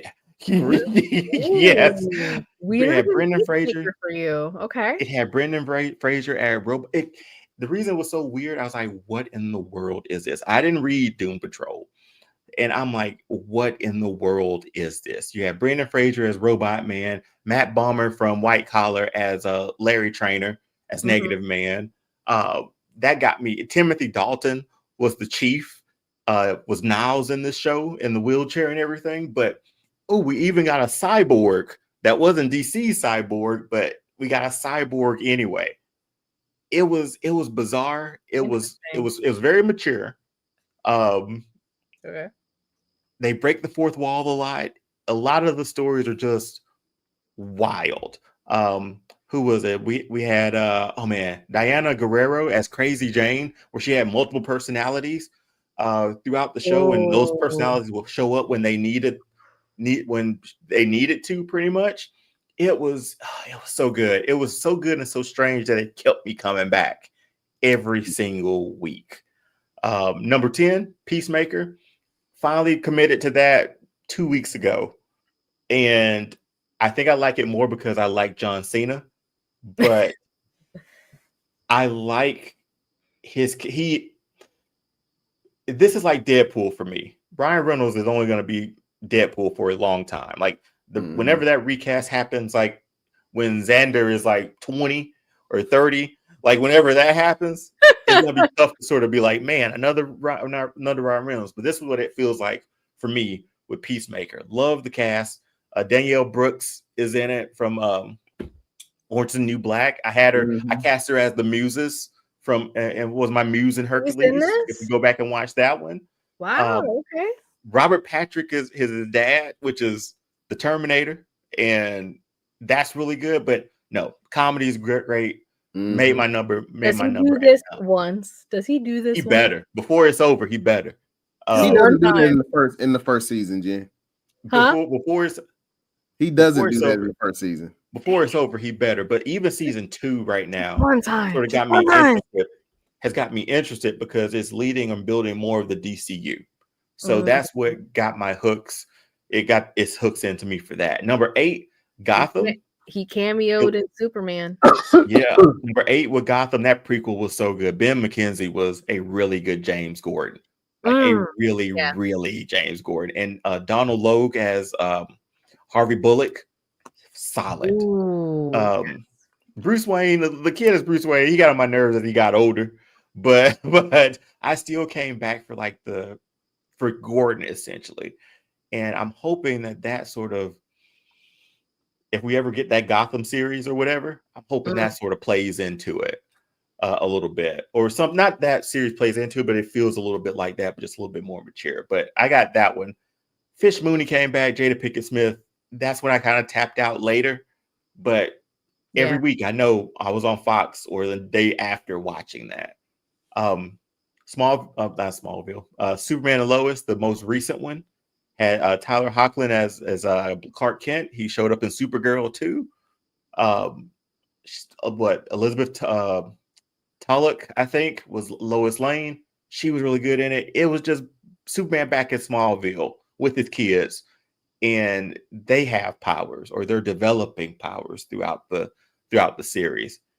It's not as colorful. It's very muted, like Man of Steel was, but it's really good. So if you haven't watched it, I think it's worth a watch, especially that finale, because the series is over.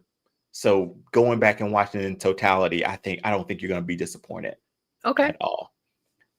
And we get to number 6. Number 6. Oh, I wish I kind of wanted to put it higher. I really did. because Why didn't you? because I had other ones, but Linda Carter as Wonder Woman. Yep. This is me and Emily recently started rewatching this, and is it campy? Sure.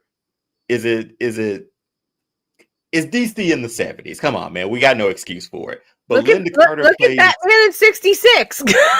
exactly. But Linda Carter plays Wonder Woman so well. Yeah. Steve Trainer. So I mean, there's nothing. Steve Trevor. It was perfect. She was Diana Prince. We got to see Themyscira at the beginning. It was very funny because they were just running around Themyscira in like their 90s or something like that. Go back and watch that first episode. It was just Emily and I laughed through that first episode because we're like they're just frolicking in Themyscira. That's it, like in their 90s and stuff. But this had to make my list because Linda Carter is iconic for this role alone. Yeah. Like we know Linda Carter because of this. Yep. And her being Wonder Woman during this time, and this is the first time I think I've seen Wonder Woman, and they've tried since to get TV shows of Wonder Woman, and they've all bombed. NBC has tried a few times to try to get another Wonder Woman, but she's the definitive Wonder Woman to this day still. Yes, so she is. There's no way I could leave Linda Carter out of this. I just couldn't. I couldn't do it. I couldn't do it. I'm gonna let this play all the way through while I read the rest of my list. The Penguin's that number. The Penguin was the next one. We just talked about it. That gritty spinoff to the Batman. There's not much else to sort of say about that. It was Emmy worthy in everything, in every form or fashion for that. And if you're giving me a villain story, because I know Doc knows I don't like villains, but the story was enough to be like, okay, I want to see how he turns this around. I want to see how he goes from being the driver to being the guy. Yeah, so that's the best part of villain origin stories too. Man, this makes me want to finish watching Wonder Woman, man. Like Linda Carter was amazing in this. Like the turnaround spin. I had to go back to it. I'm sorry. But still going through that list, Black Lightning we talked about had that number 4. Jefferson Pierce entering that CW DC TV universe was huge for Black Lightning. I didn't think we'd get it, and then we heard rumors about it, and there it was. So that will always be one of my favorites. Arrow, we talked about that as well. Mm-hmm. That's where it all started. I'd had to give it its flowers because that's where it started. And then it's why we got these other shows was because of Arrow. Exactly. And that spun off with Flash, with Grant Gustin. And then we get to number 1. My number 1. And this show just made me happy every time I watched it, man. It was just good vibes all around. Melissa Benoist says, as a Supergirl, we got he plays Jax now in Mortal Kombat. McCad Brooks, I think is his name.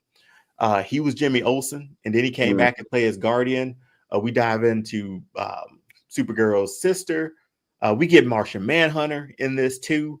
Who else? We even get like legacy guys come back because the voice of Martian Manhunter, who's in Captain America, what's his name? Dang it, his name's leaving me now. But he voiced Martian Manhunter on Justice League. So we got so many. Okay. Like, here's the thing. That's the guy from Mad TV, right? No. I'm not Marksman. He does Green Lantern. I'm sorry. Yeah. No, Phil Lamar is the voice of Green Lantern. Yeah. Okay. But even Dean Cain was in this at the beginning parts. He was Supergirl's dad for a little while until he went off the deep end and they had to write him out. But this show just made me happy. This is how we got Superman 2, because Superman showed up in her show, so we got the Superman and Lois spinoff from that. And Sage D, you beat me to it. It originally started on CBS, and then CW was like, "Hey, we need that so we can build this universe over here at CW." So Supergirl, by far, even through her suit changes and stuff like that, it was just a good feeling show, and it was so good to sort of see. and it was so good to see sort of a female led Yeah. superhero show in the mix with everybody else, with Legends, with Arrow, with Flash, and all those cameos there. This was her spot. And I just remember every time. I didn't watch it day of. This was during the CW. CW had the free app, so you could watch it next day. I'd watch it next day. Like I'd watch it. I would purposely get up in the mornings before work to give myself an hour to watch this and then get ready for work. So that's how much I love this show. It just felt good. She was on the right side of everything. It's how you.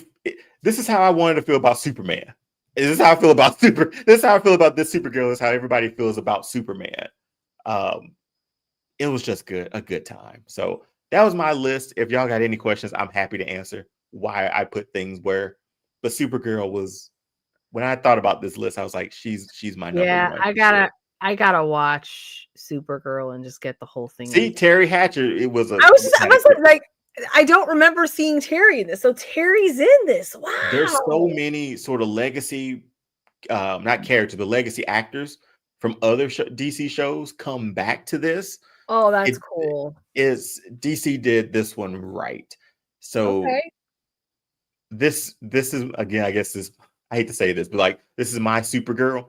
So oh man, so when the new one comes out, that's the bad thing. No, I'm not gonna be that person, Jen. I'm not gonna be that person. I know this exists here. I know this exists here. If I want to go back and watch Supergirl, I can, and I'm here for the new stuff. But yeah, this was. I know she might not be on the number one list of other people's, but Supergirl's definitely on mine. Okay, nice. That's a good list. Anything? I know I talked a lot through that. I just had my notes up, so I made sure to give my reasons and validations why. No, I mean, this is your list. This is your opinion. It's good. So, but I do think, just from a totality standpoint, Arrow hit our top 5 on each list. On each list, Doc, you and I had Flash in our top 5 for each list, and that's about it for that. The bottom 5, Supergirl was in both of your bottom 5s. And yeah, Jim, we both had Doom Patrol and Peacemaker, but like I've seen those, but I was like, they were good enough to. Doom Patrol was just so weird, man. Like Doc has Peacemaker at number 10. Oh, and Peacemaker at 10 too. But that's only because I hadn't started on the second season. That's why I put him at number. I mean, Peacemaker was really good to me in the first season. Okay. But see, I sort of binged it all, and it still cracked my top 10. So I'm sure I don't know if it'll move up on your list, but it's probably in the right place for you. I think, given your Constantine, Watchmen, and the Sandman. So. Mm-hmm. Okay, and then Sage D will go into that. Arrow, CW's Batman, because they had the right. So essentially, DC was like, yeah, you can't use Batman. Batman is going to be solely for movies. So any reference to Batman, they probably said a few Batman lines within it, but then we got Batwoman. Yeah, down the line. There's ways you can get slaps on the wrist, and they can't really do nothing. Well, true, but I think they wanted that good to be able to use more characters in the future for CW. Mm-hmm. They had to keep that relationship like, okay, we won't do anything Batman related. We'll say something like the Bat Cave or the Arrow Cave, but nothing too definitive where you start getting fans asking, "Oh, is Batman going to show up?" Mm-hmm. That's sad though, because he's within this universe and he technically would. So. Was it Batwoman? I think that was when we got Kevin Conroy as a live action Batman, as an old live action Batman. Yeah, but Batwoman had so many problems. With what was her name? Ruby Rose. Was that her name? Ruby Rose or something. Ruby. Yeah, and then they recasted her. They didn't even recast her. They just put somebody else in the suit. So that thing was doomed from the start, to be honest with you. But that was our top 10 list each. For our live action superhero TV shows. If you have your top 10 or you want to go over another top 10 or you have questions about our top 10s, drop them in the comments and we will discuss them, or we'll pull them out for next week's episode, or we'll answer them on the comment section on this look what YouTube Sage video. did. He put his top 10 in there. We saw it. We talked back and responded to it. Thank you, Sage. Exactly. But one more thing to sort of end this one off is our Fandom Soapbox. So I believe Jen has some things here, and given for sake of time, I'll slip my stuff in real quick before we leave out. But Jen, the floor is yours. Oh, and just to clarify, Fandom Soapbox is to talk about a specific fandom, celebrate it, or be like, hey, what's going on within that fandom? So this is Jen's time to step on that soapbox. Maybe soapbox is an old term, too old of a term for the youngsters these days. We can educate the young people. It's fine. So soapbox, they would take a soapbox out to the corner, stand on it, and then give whoever walks by the business of what they believe in. Yep. Yeah. This is what we're doing here. Jen, take it away. Yeah, so my soapbox for today is we actually have our first Harry Potter live action TV series alumni casting. Warwick Davis is returning to the Wizarding World of Harry Potter, taking up his original professor role. So, yay! Oh, that's right? I'm excited.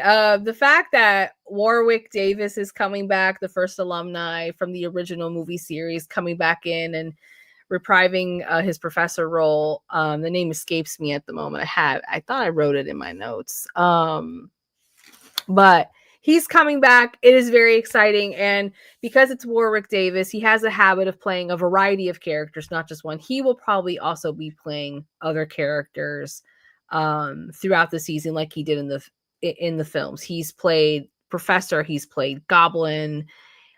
So thank you, Flitwick, Professor Flitwick. Swish He's and always Flitwick. There. So I'm excited to see Warwick again. I love Warwick Davis. Again, nostalgia. I'm excited that he's coming back. And then since we're on the topic, I know a lot of fans were hoping that the actor who plays Draco Malfoy would actually come back and take up the father role, which would have been cool. But he's actually reprising his role as Draco here in New York for Harry Potter and the Cursed Child starting this November, going into the year. Yeah, so we got him here in New York as Draco. All is well in the world. And he's the first alumni to do that on Broadway. Well, Jen, thank you for that. Again, that Harry Potter news, it feels like something's coming out about that every week now. Especially last few weeks, we got all the other information about it. But I do have one thing, and I'll keep it real quick. So Marvel games, we talk games here every now and then. I want to get y'all reactions to something that I saw. It came out last year. Saw it last year. Hadn't heard much news on it since. But it's called, I think it's, hold on one second, let me pull it up. I think it's called Marvel 1943 Rise of Hydra. Have any of you heard of that as a video game? I have not. So I feel like it was a great time to get a little bit of a reaction from this. I've seen it. I've seen it multiple times because it looks amazing. But essentially, this is 1943 Captain America, and he's joined by a friend too. They're combing the streets, searching house to house. If they arrest you two, they will take you to their headquarters, and you will not return. I'm more concerned with the 6-foot cat man who's got claws that can cut through vibranium alloy.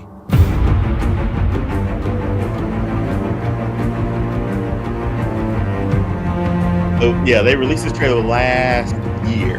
By my count, that makes 2 super soldiers loose in Paris. 3, counting you. And that's 2 too many.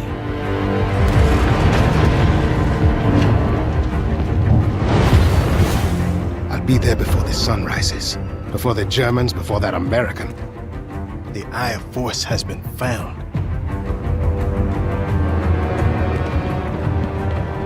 Please, just stick to the rooftops. Be careful, Stanwasami. When am I not?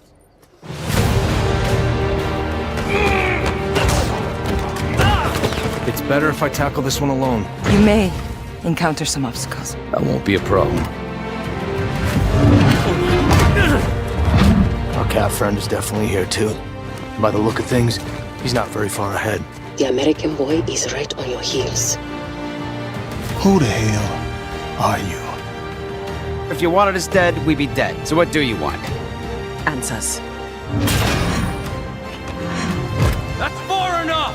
Stay out of my way! Stand aside! I do not take orders from anyone! I don't have time for this. Neither do I.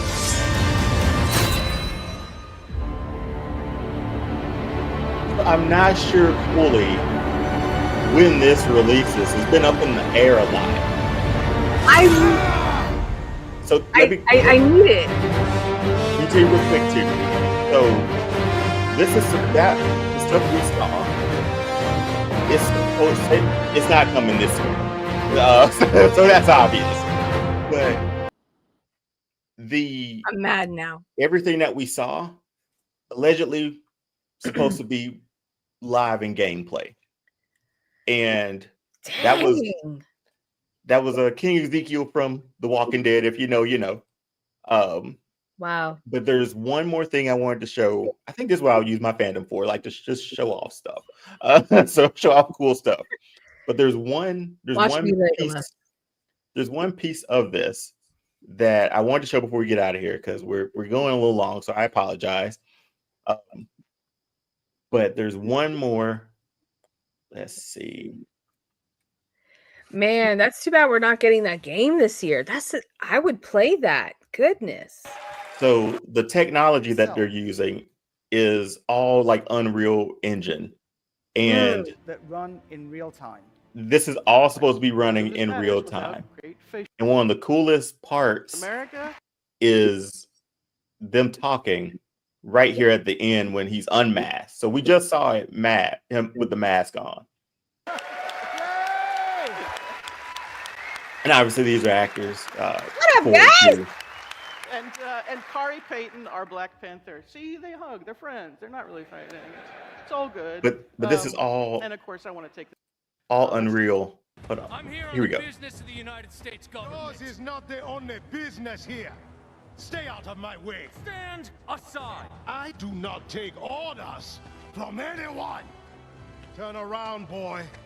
Go home. Look, pal, I don't know who you are. But I know who you are. Captain, America's hero, dancing around in red, white, and blue underwear. Says the man dressed like an overgrown house cat. That shield that you hide behind does not belong to you. You are unworthy of it. I don't have time for this. Neither do I. And that's supposed to be all real in real time. That's where we are with video games at the moment. Doc, your thoughts on that, man? Like that was pretty dope. I need it. No. Running around in your red, white, and blue underwear. Come on, man. First of all, my line, I'll be saying this from now on until forever. I do not take orders from anyone. Do you understand? You gotta say it like he said it though, man. Dude, I do not take orders from anyone. Bro, that's the ultimate line. You don't nobody tell me what to do. Damn it, I'm the king of Wakanda. What's wrong with you? Put the King of Wakanda on a shirt with that line on it. Do you know how much that would sell? That's gonna sell. That's good. Why are you not getting this year? It said 2025. Yeah, but that trailer came out last year. So like last summer, last fall. So that's I haven't heard any other news. I haven't heard any other news about it. 3 more months, dog. Christmas coming up. Nah, they would have advertised this thing by now. They would have Spider-Man to this thing. You know what I mean? What's that online game convention that they do every year where they announce video games? Is E3 still a thing? Why am I freaking out? Jeez. Do they still do E3? Is it E3? I don't know if they still. I don't know if E3 is still a thing. But no, that was my soapbox. I think my soapbox would just be hey, let's bring some cool I stuff. see you, Sage. Sage said he'll drop something on it. I drop bag the balloons on this game. No, but I thought that looked dope when I saw it last year, and I can't wait. Wow. I hope it still comes out because Man, just the I story. really enjoyed the Avengers game that came out. I have that game. That's such a good game. And The Spider-Man have been the like the goats for rise of me. Hydra. Yeah, that was really good. Dude. But man, what- we've been. Go ahead, Jen. I'll let you go. It's no, I love being a nerd. What a cool story for us to see Captain America know not just T'Challa, but this Black Panther. Yeah, I think that's and just the voice cast alone or the actors for this too. He's perfect. He's perfect for this. But yeah, that's my soapbox. Yeah, I think, like I said, I think my Fandom Soapbox is gonna be like, hey, here's some dope stuff. And we're gonna go from there. Oh man, I would play that. I would play But it. man, that was a jam-packed show. We are here every Wednesday, here live on YouTube, every Wednesday at 9:05 p.m. Eastern time for this on the Superstation. If you know that, you're our age. So if you like this, subscribe for more. If you like this, subscribe for more. Do all the social media stuff. I'm the that's Jen. He's Doc. We've had fun tonight. This was a fun one. I really appreciate everything you all do and help with this show. I really, really do. But again, if you like it, share with a friend. Do everything for this. Subscribe. Come on back next week. We'll be here. Bring a friend. Sage D, bring a friend. Bring a few friends, Sage D. Also, they casted Teen Titans Cyborg as Oh, yeah. Okay. Gotcha. But sweet. I got nothing else. We're trying to get out. I'm trying to meet this 2-hour point.